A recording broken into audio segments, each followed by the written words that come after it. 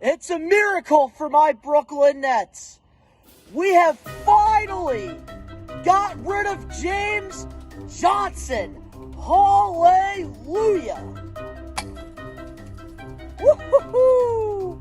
What is up, best ones worldwide? It's the best one DBTV here, back with a brand new video. I know it's been a hot minute since I last posted on here. If you're not a best one yet and you are a Brooklyn Nets fan, recommend you to hit that subscribe button now. Turn on the post notifications because, of course, you already know the grind is real. And the reason I have not really been posting that much videos on here is because lately I have been posting lots of wrestling videos over on the We Are Wrestling channel. So if you are into wrestling, I definitely recommend you to go check that out. But, of course, I have to talk about this one player in particular, James Johnson. If you are a Brooklyn Nets fan, you would know that we had to deal with James Johnson this season playing friggin' 20 to friggin' 31 minutes a night. And what would he do? Drop less than 5 points, grab like maybe 3 rebounds, no steals, no blocks. He would probably be like maybe like 1 for like 4 from 3. But yet Steve Nash, our head coach, would continue to play this friggin' guy. At first, when we signed him, I really thought he was going to bring some Brooklyn grit, which in the beginning of the season, he was fine. He was playing very good defense for us. But then the more the season progressed, the less, James Johnson was doing anything. I felt like it was 4 against 5 out there. Now, I really think that the Brooklyn Nets, we really have a chance. And I think a lot of teams really don't understand that because they obviously look at Kyrie, Kevin Durant, James Harden, who went from Brooklyn to Philadelphia, and he's having problems over there, which I predicted. And, of course, Ben Simmons, of course, a lot of, the typical basketball fans are going to talk about the big names, because the big names is what draws us fans to watch these basketball games. And if you've been watching these Brooklyn Net games, not the last 3 games, because ever since we friggin' waived James Johnson's bitch ass, we are 3-0. Literally. 3-0 ever since this guy has not played for us. Which, thank God Sean Marks did something, because Steve Nash does not know what the hell he's doing out there as our coach.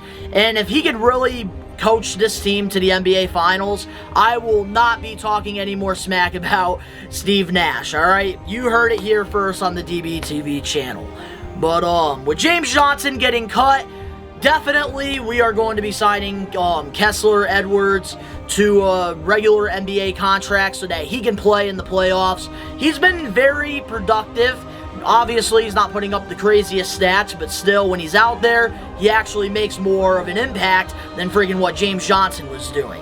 And I'm glad something happened because I felt like with this Brooklyn Nets team all season long, the chemistry was off. Everything was off. Everybody was against us.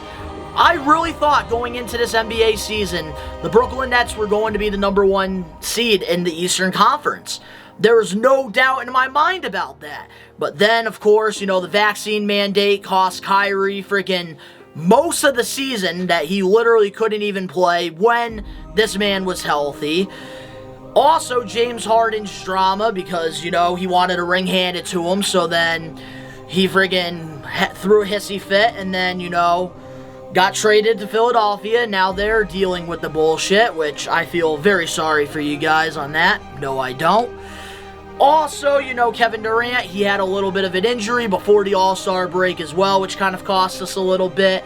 Joe Harris has been out now all season. I think we all, the real Brooklyn Net fans, know how productive Joe Harris really is when he's on the floor, because Joe Harris is a team-first player, and he's a sniper as well, despite the bad playoff performance last year.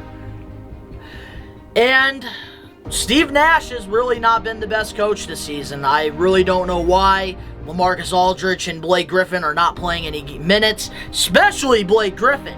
He was playing James Johnson over Blake Griffin, and then he goes on the media and says, oh, friggin' Griffin, he's better playing at the 5.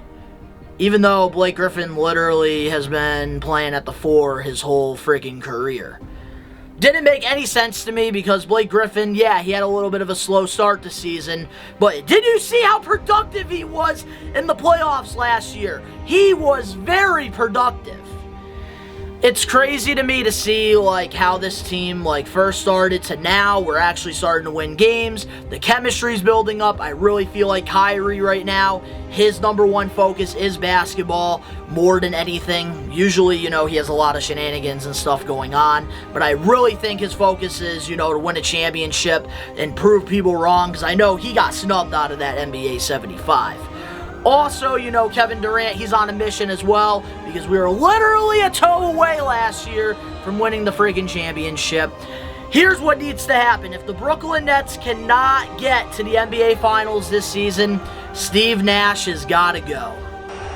You're fired! What? Alright, these rotations with Steve Nash, I still get scared when we're friggin' playing these teams, because Steve Nash, I feel like, was a great player, great freaking mind out there, but he really does not know what the hell he's doing friggin' as a coach. And I really hope, you know, things change. He's really starting to pick up momentum a little bit now towards the end of the season, where it actually matters. We are going to be in the play-in. Hopefully, you know, we play the Cavaliers. We put on a nice game over there. There is hope, and I am hoping, I am praying that we can continue this momentum going into the play-in, going into the playoffs. And as long as we do not play Toronto in Toronto, because Kyrie can't go there because of the whole vaccine thing. So I am really praying that the Brooklyn Nets, you know, things can finally go our way, because I feel like if there's a team that deserves to have this championship, it's us. We have been through it all. And we definitely got to bring back Kyrie for this offseason as well, which him, you know, saying on the reports that he is friggin' interested in, you know, coming back to Brooklyn to play with number 7. That's a great sign. I hope you guys enjoyed this video. I know it's been a little bit, just a little rant, because I have not talked to you guys about basketball in so long.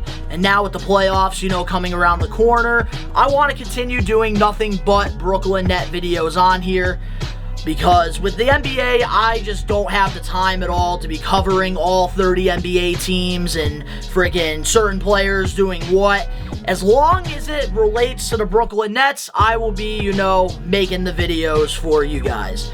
But if you guys enjoyed this video and you guys are happy that I'm back, smash that like button now. If you're not Best One yet already, subscribe now, turn on the post notifications. Links down in the description below. Go subscribe over to Best One Network. We got vlogs, we got lots of Team Best One content over there. Also subscribe to my We Are Wrestling channel, where we have a talk show, we do figure reviews, we go to wrestling shows, wrestling reactions, so much awesome things going over there, lots of momentum picking up.